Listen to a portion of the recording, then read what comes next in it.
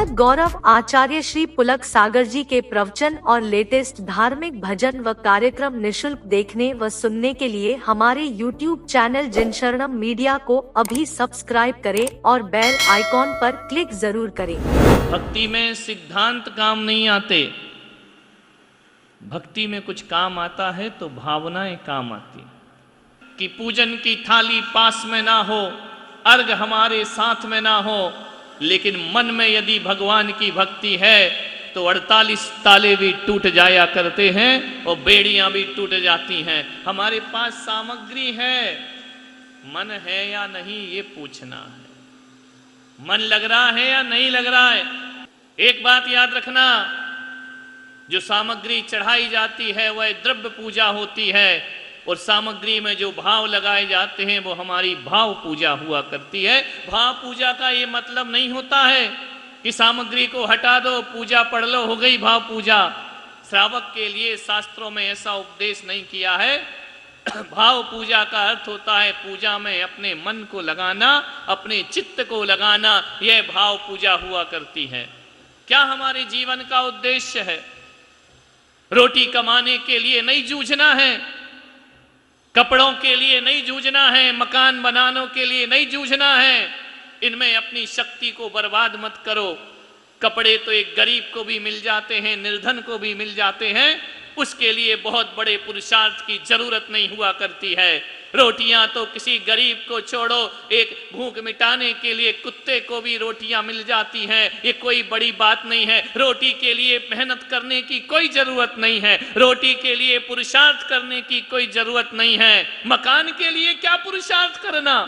आज तुम्हारा है, कल किसी और का हो जाएगा, तुम्हारा बेटा ही तुम्हें घर से बाहर निकालेगा। इनके लिए पुरुषार्थ मत करो, इनके लिए मनुष्य जन्म प्राप्त नहीं हुआ है। पुरुषार्थ करो, परिश्रम करो। कई लोग बोलते हैं मेहनत तो बहुत करते हैं, परिश्रम भी बहुत करते हैं, व्यर्थ का करते हो। मकान के लिए परिश्रम करते हो, कपड़ों के लिए परिश्रम करते हो, भोजन के लिए परिश्रम करते हो, रोटियों के लिए पसीना बहाते हो, कोई जरूरत नहीं है।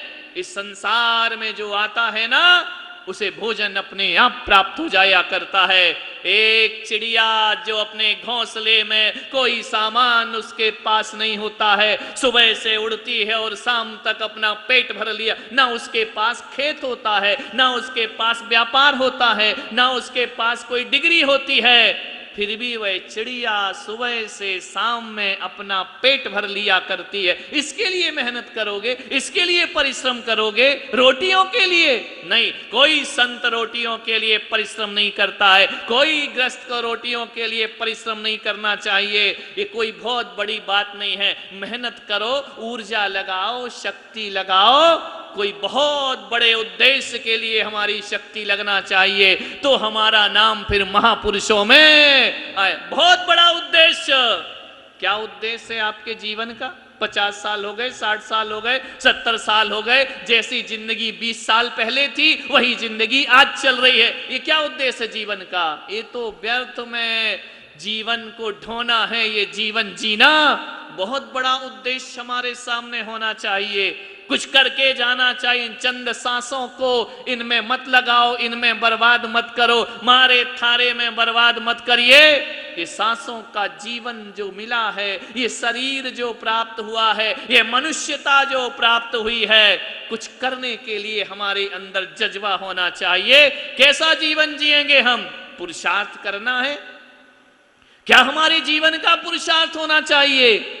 आत्मा क्या है ये हमारे जीवन का पुरुषार्थ होना चाहिए। परमात्मा क्या है ये हमारे जीवन का पुरुषार्थ होना चाहिए। मन और मन की जटिलताओं को हम समझें, ये हमारा पुरुषार्थ होना चाहिए।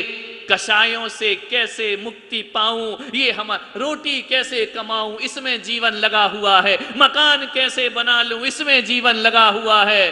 विकारों से मुक्ति कैसे पाऊं, इसके लिए हमने आज तक कोई पुरुषार्थ नहीं किया है। फिर कौन सी गति में हम पुरुषार्थ करेंगे? पशु के पास इतना चिंतन नहीं होता है, नरकों में इतना सोचने का वक्त नहीं हुआ करता है, देवों को इंद्रिय विषय भोगों से फुर्सत नहीं हुआ करती है। केवल मनुष्य ऐसा है जो अपने जीवन के सत्य को साक्षात्कार कर सकता है। विधान में बैठे, यहाँ पर आयोजन में, भक्ति में बैठे जिनेंद्र भगवान की एक बात याद रखना, सुबह स्वाध्याय में चर्चा चल रही थी कि साधु का जीवन, साधु का पद मंगल पद है, साधु का पद जगत में उत्तम पद हुआ करता है, साधु का पद शरण ग्रहण करने जैसा पद हुआ करता है। हम ब्रह्मचारियों को सुबह क्लास में बता रहे थे, आज की सुबह चर्चा निकली, अष्टपाहुण ग्रंथ का स्वाध्याय चल रहा था, उसमें बड़ी सुंदर चर्चा आई। ख्याति, लाभ, पूजा, नाम, प्रशंसा, ये साधु को कमाना नहीं पड़ते, ये तो उसे अपने आप प्राप्त हो जाया। ये पद ही ऐसा है। हमारा पद वो पद है जहां जाएंगे वहां जय जयकार मिलेगी। जय जयकार के लिए पुरुषार्थ नहीं करना है, जहां जाएंगे वहां सम्मान मिलेगा, उसके लिए हमें कोई पुरुषार्थ नहीं करना है। ये साधु का पद है, ये परमेष्टि का पद है, जहां जाओगे वहां तुम्हारा बहुमान मिलेगा। ऐसा कोई भी साधु नहीं जिसको आहार ना मिले, ऐसा कोई भी साधु नहीं है जिसका कोई बिहार में सहयोग ना करे। ऐसा कौन साधु है? ये जिन शरणम तीर्थ बन रहा है। ध्यान रखना, ये नहीं होता तो भी हमारे आहार विहार की व्यवस्था होती, ये है तो भी हमारे काम का कुछ नहीं है। ध्यान रखिए, हमारे जीवन में ये हमारे जीवन का लक्ष्य नहीं हुआ करता है। साधु के पद पर सम्मान तो परछाई की तरह साथ साथ चला करता है। सम्मान के लिए हमें कोई मेहनत करने की जरूरत नहीं है, अपनी प्रशंसा के लिए हमें कोई मेहनत की जरूरत नहीं है। जहां जाएगा साधु वहां अपने फूल, जहां खिलेगा वहां खुशबू बिखेरेगा, वहां अपनी महक बिखेरेगा। उसे कोई मेहनत करने की जरूरत किस पे मेहनत करना है? हमारी मेहनत किस पे हो रही है?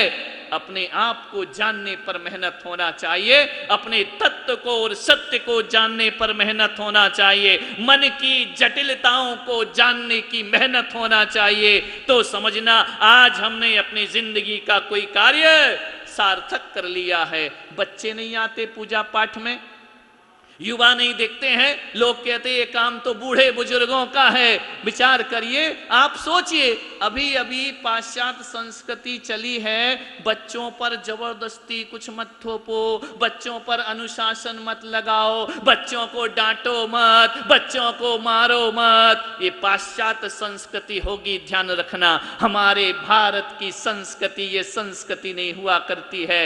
मैं तो आपसे इतना कहता हूं, यदि माँ बाप बच्चों को नहीं डांटेंगे तो फिर कौन बच्चों को डांटेगा? माँ बाप बच्चों पर अनुशासन नहीं लगाएंगे तो फिर कौन अनुशासन? बच्चे तो सीखेंगे। यदि आपने सिखाना बंद कर दिया तो बच्चे कहीं और से सीखेंगे। अब कहीं और से क्या सीखते हैं? आजकल बच्चा किससे सीखता है? कंप्यूटर से सीखता है, इंटरनेट से सीखता है, यहां वहां फिल्मों से, थिएटरों से सीखता है। तुमने तो सिखाने की जिम्मेदारी छोड़ दी कि हमें नहीं सिखाना है, हमें बच्चों पर प्रेशर नहीं बनाना है। अब बच्चे की उम्र तो सीखने की हुआ करती है, वह तुम नहीं सिखाओगे तो कुछ और सीख लेंगे, कुछ और सीख लेंगे तो उनका भविष्य बिगड़ जाएगा और तुम्हारा बुढ़ापा बर्बाद हो जा। तुम्हारी जिम्मेदारी है सिखाने की। उन्हें सिखाओ, उन्हें बताओ, कोमल हृदयों पर वह धर्म के संस्कार उन्हें दो, संतों के पास ले जाने के संस्कार दो, धर्म के पास ले जाने के संस्कार दो। ये पड़ोसी नहीं देगा, ये यार दोस्त नहीं देंगे, ये तो माँ बाप को ही देना पड़ते हैं, तब जीवन जाकर उनका सार्थक और सफल हुआ करता है। आपसे मैं निवेदन करना चाहता हूं, यहां पर जो पूजन अर्चना हो रही है, केवल भगवान की पूजा से हमारा कल्याण होगा, यह भी हमारा शादवाद का एक मत हुआ करता है। लेकिन हमें अपने जीवन में उन संस्कार को ध्यान रखना। आपके बच्चे तर्क करते हैं, अरे तुम इतना धर्म करते हो फिर गुस्सा क्यों करते हो? अरे मेरे भाई, बोले इसीलिए हम धर्म नहीं करते हैं। अरे उन बच्चों को समझाओ कि जो गुस्सा करता है वो गलत हो सकता है, लेकिन मेरा धर्म कभी गलत नहीं हो सकता है। गुस्सा करने वाला गलत हो सकता है, झगड़ा करने वाला गलत हो सकता है, लेकिन गुस्सा करने के बाद आप बोलो कि धर्म का ये परिणाम है। एक बात याद रखना, गुस्सा धर्म का परिणाम कभी नहीं हुआ करता है, शांति धर्म का परिणाम हुआ करता। कोई आदमी गलत हो सकता है, धर्म कभी गलत नहीं हो सकता है। धर्म तो सत्य हुआ करता है, धर्म तो आप सोचते हैं, देखते हैं टीवियों पर कई जगह धर्म की हंसी उड़ती है, धर्म की मजाक बनती है। एक बात याद रखना, धर्म की कभी मजाक नहीं बनती है। धर्म के साथ जो खिलवाड़ करता है, मजाक उस व्यक्ति का बना करता है, उस आदमी का बना करता है। एक बात याद रखिए, धर्म कभी गलत नहीं हो सकता है, धर्मात्मा गलत हो सकते हैं, लेकिन किसी गड़बड़ को देखकर पूरे धर्म के प्रति श्रद्धाएं यदि हम छोड़ दें तो जिंदगी का बहुत बड़ा मजाक हो जाया करता है। आपसे मेरा निवेदन, पैदा करो अपने बच्चों के अंदर संस्कार। क्या संस्कार हमने उनके अंदर दिए हैं?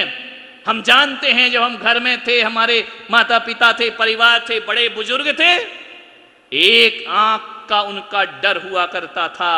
यदि उन्होंने आंख भर करके हमें देख लिया तो नजरें हमारी वहीं झुक जाया करती थी। ध्यान रखिए, पहले वह समय था कि बाबूजी घर पर आ रहे हैं, बच्चे सहम जाते थे, डर जाते थे। आज स्थिति ये हो गई कि बाबूजी घर में जाने में डरते हैं, ना जाने कौन सा बात का बतंगड़ा बन जाए और लड़ाइयां शुरू हो जाएं, इसलिए बाबूजी शांति से जाते और शांति से आ जाया करते। मालूम है पहले का हमारा भारत कैसा भारत था कि बच्चे को किसी को चोट लग जाए, घर वालों को खबर बाद में होती थी, मोहल्ले वाले ही ले जा करके अस्पताल में उसका इलाज करा दिया करते थे। वो हमारे सम्मान थे। वो हमारे रिश्तों में कुछ अपना लगता हो या नहीं लगता हो, रिश्तेदार हो या ना हो, कोई बुजुर्ग यदि निकल जाता था तो अदब से हमारी आंखें झुक जाया करती थी उसे देख करके कि फलाने चंद जी जा रहे हैं, लोग संभल जाया करते थे, एक प्रतिष्ठित व्यक्ति जा रहा है। आज स्थिति सब बदल चुकी है। मान्यवर, हमने क्यों अपनी संस्कृति को बेच दिया है? क्यों हमने इन चीजों को बेच दिया? क्यों हम पाश्चात्य संस्कृति की ओर चले गए? मान्यवर ध्यान रखना, हमारे पास तो श्रेष्ठ था, हमारे पास तो सर्वश्रेष्ठ था, फिर हमने वह सड़ा गला कचरा क्यों विदेशों का अपने घरों में ला करके रखा है? मान्यवर, हमारे अंदर तो वो था, चरित्र था, हमारे अंदर तो मानतुंग आचार्य की भक्ति थी। हम चाहते तो सारी दुनिया को इसे बांट सकते थे, हम चाहते तो कुंद कुंद का ज्ञान सारी दुनिया को बांट सकते थे, हम चाहते तो हमारे नंजन चंदन वाला का चरित्र सबको बांट सकते थे, लेकिन नहीं, हमने ऐसा जीवन बना लिया, ऐसी जिंदगी बना ली, हमने ऐसी दुनिया में चले गए जहां हमने अपने संस्कार, अपनी परंपराओं को खो दिया है। मान्यवर, इतना ही कह रहा हूं, पूजा भक्ति के साथ साथ हमारे जीवन में, हमारे परिवार में, हमारे व्यवहार में, हमारे रिश्तों में धर्म झलकना चाहिए। ध्यान रखना।